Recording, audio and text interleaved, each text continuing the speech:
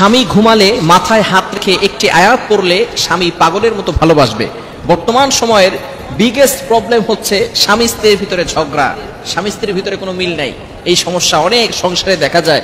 বিশেষ করে অনেক মা বোনেরা ফোন দিয়ে বলে, হুজুর আমার স্বামী আমার সাথে ভালো করে কথা বলে না, আমার স্বামী আগে অনেক ভালোবাসতো এখন আর ভালোবাসে না, অনেক স্বামী পরকীয়ায় লিপ্ত হয়ে যায়।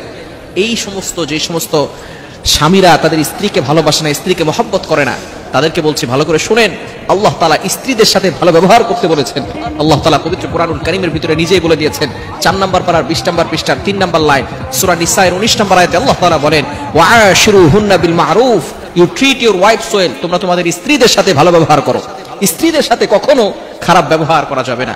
স্ত্রী হচ্ছে এমন একজন পারসন যে তার সব কিছু ছেড়ে দিয়ে তার প্রিয় বাবা, প্রিয় মা, প্রিয় ভাই, প্রিয় বোন, প্রিয় বালিশ, প্রিয় বিছানা সব ছেড়ে দিয়ে আপনি স্বামী, এই স্বামীকে ভালোবেসে সবকিছু ছেড়ে দিয়ে আপনার বাসায় চলে এসেছে। আপনি তাকে ভালোবেসে আপনার রাগটাকে একটু কন্ট্রোল করতে পারেন না? এজন্য স্বামী অবশ্যই স্ত্রীদের সাথে ভালো ব্যবহার করবে। অথবা কোনো স্ত্রী যদি তার স্বামীকে ভালো না বাসে এবং সে বিভিন্নভাবে অন্য পথে, বেঠিক পথে চলে যেতে চায়, তাহলে এই আমলটা আপনি করতে পারেন। আল্লাহ তাআলা কোরআনের ভিতরে সবকিছু দিয়ে দিয়েছেন। আল্লাহ তাআলা সূরাতুল আনআমের 38 7 নম্বর পারা 11 নম্বর পৃষ্ঠা 7 নম্বর লাইন, সূরাতুল আনআমের 38 38 নম্বর আয়াতে আল্লাহ তাআলা বলেন, মা ফাররাতনা ফিল কিতাবি মিন শাই, I have not left anything in the Quran, আমি কোরআনে কোনো কিছু বাকি রাখি নাই।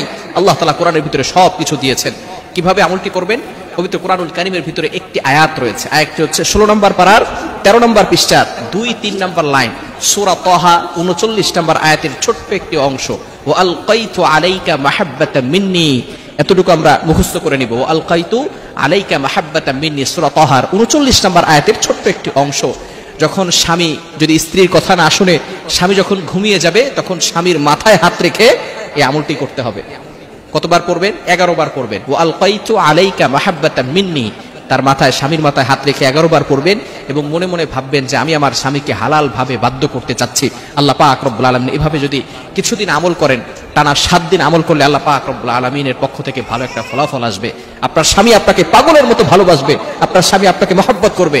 কোন স্বামী যদি পরকীয়ায় লিপ্ত থাকে, হারাম অবৈধ রিলেশনে যদি কোনো স্বামী লিপ্ত থাকে, ইনলিগাল রিলেশনশিপ, যেটা বিবাহ বহির্ভূত সম্পর্ক, এই সম্পর্কে যদি কোনো স্বামী লিপ্ত থাকে, পরকীয়ায় লিপ্ত থাকে, তাহলে কোনো স্ত্রী যদি এভাবে আমল করে, স্বামীর মাথায় হাত রেখে 11 বার ওয়া আলকাইতু আলাইকা মাহাব্বাতাম মিন্নি এই আমলটি করতে থাকে, আল্লাহ পাক রব্বুল আলামিন ওই যে পরকীয়ায় লিপ্ত আছে যে স্বামী স্ত্রীর সাথে, যেই নারীর সাথে, ওই নারীর ভালোবাসা তার থেকে দূরে সরে গিয়ে তার স্ত্রীর প্রতি তার ভালোবাসা চলে আসবে।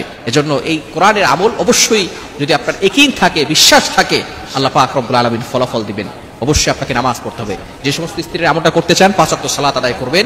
এবং দ্বিতীয় নাম্বার শর্ত হচ্ছে ইয়াকিন থাকতে হবে, বিশ্বাস থাকতে হবে যে কোরআনের এই আয়াতের মাধ্যমে আল্লাহ পাক রব্বুল আলামিন আমার সংসারে শান্তির ব্যবস্থা করবেন।